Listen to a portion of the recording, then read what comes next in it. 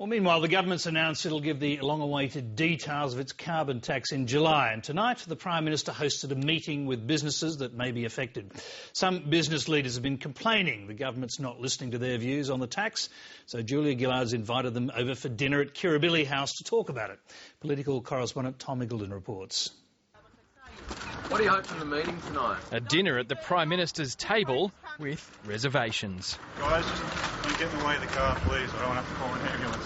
The contentious carbon tax was on the menu for discussion, inside and out. We don't want any carbon tax. We don't want to agree. This is us that run this country, not you guys. Do you agree on the carbon tax? The big energy producers and users do indeed support carbon pricing, but not necessarily the carbon tax, which they say could drive business and carbon emissions offshore. I will be talking to businesses, both talking and listening, during the course of tonight's meeting.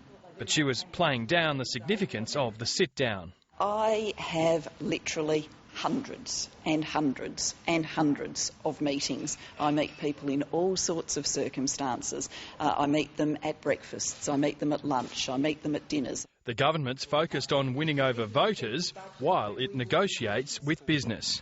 Households will get generous assistance. New polling confirms public opinion's running 2-1 against the tax. The poll also asked about climate change in general, providing a ray of hope for the Prime Minister. I don't normally comment on polls, but can I say this?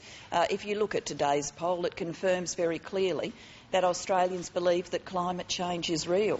And have you always had that as a vision for the future? Yeah, I've always liked cars. But the Prime Minister's not waiting for next year when the tax starts to begin targeted handouts. The budget's less than a week away and there have been a flurry of announcements which the opposition says contradicts the government's warnings it'll be a tough one. Yet in the last few days you handed out $400 million to teachers and now you're handing out over $700 million to a few families. It's a costly business, isn't it? Yeah. But the Prime Minister says it's more than a few who'll benefit from a raise in support for families with a teenager at home studying for a trade. This will benefit around 650,000 families, teenagers, and make a difference for them. Magically, the opposition will... The Finance Minister's denying the handout contradicts the economically responsible budget being promised. The budget is a package, and I'd say to you, look at the budget package when the Treasurer delivers his budget speech. But budget talk was derailed somewhat today with more apparent problems at the Immigration Department. During a radio interview, the Minister was caught unawares about revelations that weeks before last month's riots at Villawood Detention Centre, police confiscated a so-called incendiary device found in the compound. And when you put an allegation like that to me with that sort of information, I think I need to be able to go away and have that examined.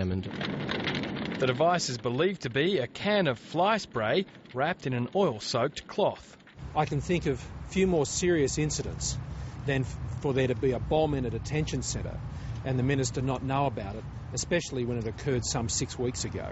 Tonight, Chris Bowen saying he's asked the Secretary of his department for an explanation as to why he was left in the dark about the discovery. Though he's also saying the department did the right thing by calling the police when it found the incendiary device. Tom Eagleton, Lateline.